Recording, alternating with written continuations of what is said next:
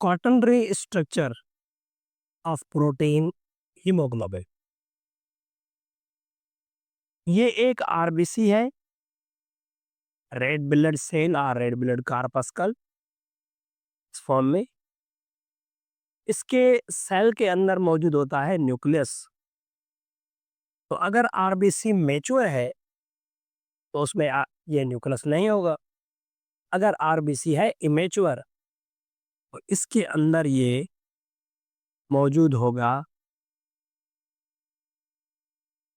H B का सिलसिला। अब एच बी क्या है? एच बी को हम फुल फॉर्म में क्या कहते हैं? हीमोग्लोबिन। ये एच बी है एक प्रोटीन, जो कि प्रोटीन की मैंने आपको चार स्ट्रक्चर बताई हैं, उनमें से ये स्ट्रक्चर आती है क्वाटर्नरी स्ट्रक्चर में। इस एक आरबीसी के अंदर कितने एच बी मालिक्यूल है? एक तो नहीं हो सकता। हम कहेंगे कि इसके अंदर 280 millions of H B molecule मौजूद हैं।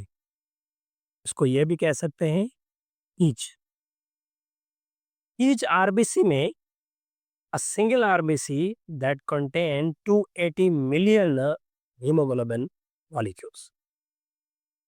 हमने इसको पहले थोड़ा स्टडी किया था, अब इसको रिकॉल कर रहे हैं, कोई वजह होगी। ये जो एच बी है, इस एच बी में मौजूद होती हैं चेन्स। देखिए एच बी किसके अंदर है? 280 मिलियन एच बी जब कंबाइन होते हैं वो मौजूद होते हैं एक आरबीसी के अंदर।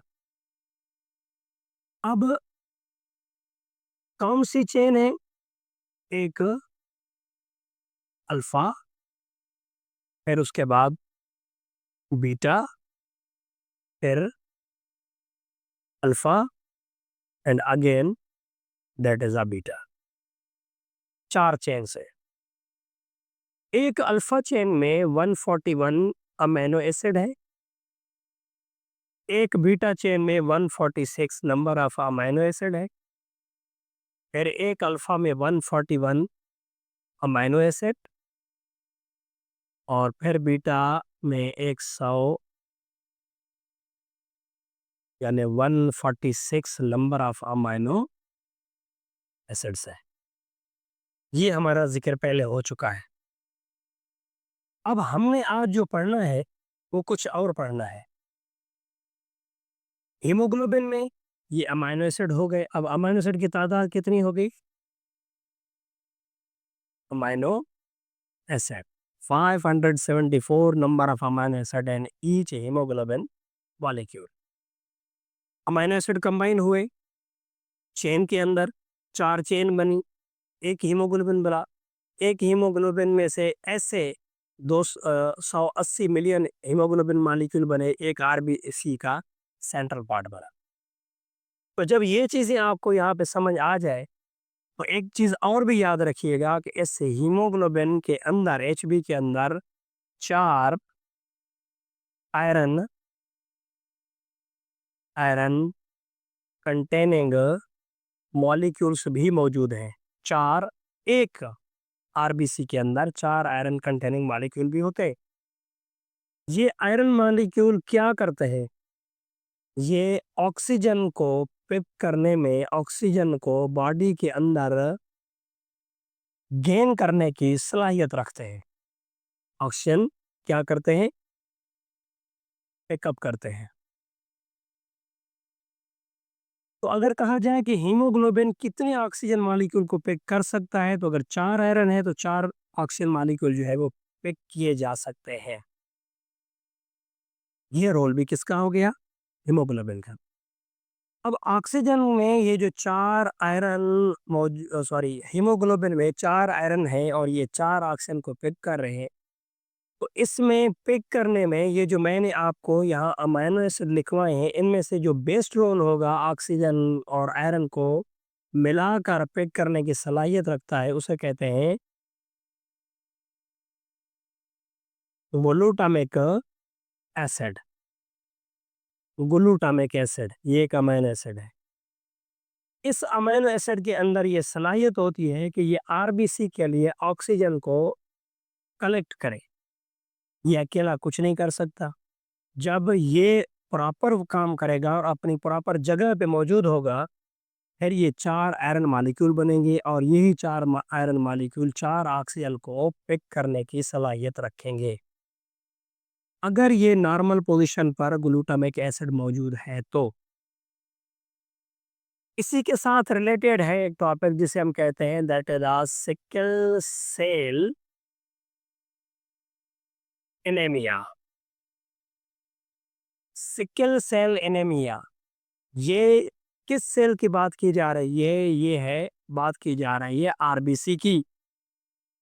कभी कभार आरबीसी जो है वो सिकल फॉर्म में कन्वर्ट हो जाते हैं। सिकल फॉर्म यानी उनकी जो शेप होगी वो इस फॉर्म में चली जाएगी। वैसे आरबीसी को एक सांसर की तरह होना चाहिए, एक फंटा टॉफी की तरह होना चाहिए, लेकिन जब इनमें ऑक्सीजन की कमी होती है तो फिर आरबीसी की शेप जो है किस फॉर्म में चली जाती है? सिकल शेप में, इस फॉर्म में। अब ये क्यों चली जा रही है, इसकी क्या वजह है? इसकी वजह होती है कि हमारे आरबीसी के अंदर ये जो अमाइनो एसिड है हीमोग्लोबिन बनाने वाले, ये रिप्लेसमेंट करते हैं। रिप्लेसमेंट, जगह इनकी जो है वो चेंज हो जाती है। कौन सी पोजीशन डिस्टर्ब होती है? 6 पोजीशन। ये जो ग्लूटामिक एसिड है, जिसको मैं बता रहा था कि ग्लूटामिक एसिड अगर नॉर्मल पोजीशन पे मौजूद है तो 4 आयरन मॉलिक्यूल ऑक्सीजन को पिक करने की सलाहियत रखते हैं।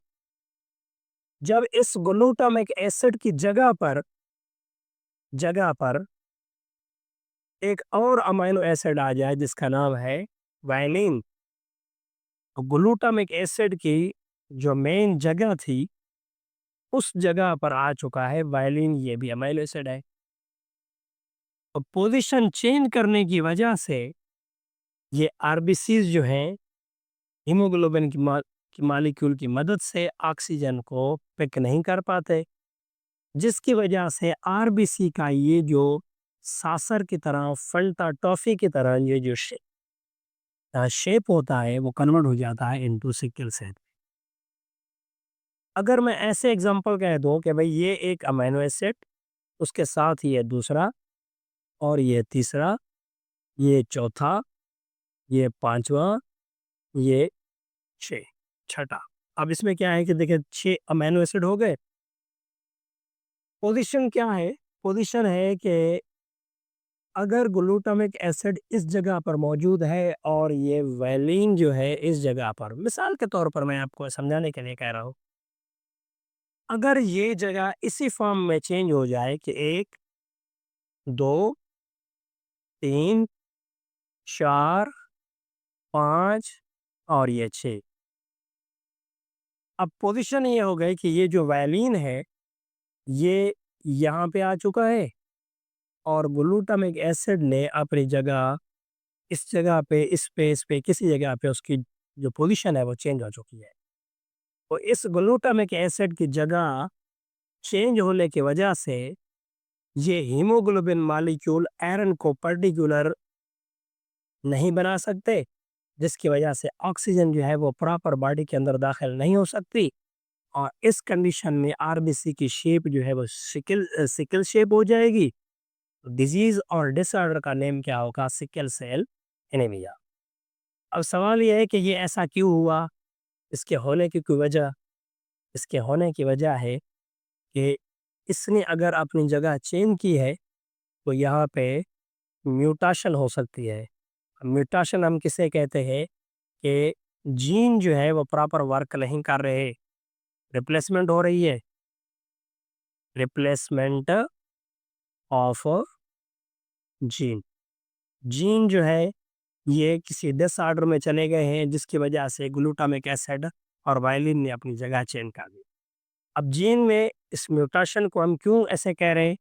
इसमें कुछ म्यूटाजेन है जो कि जीन के में डिसऑर्डर काज़ करते हैं। जैसे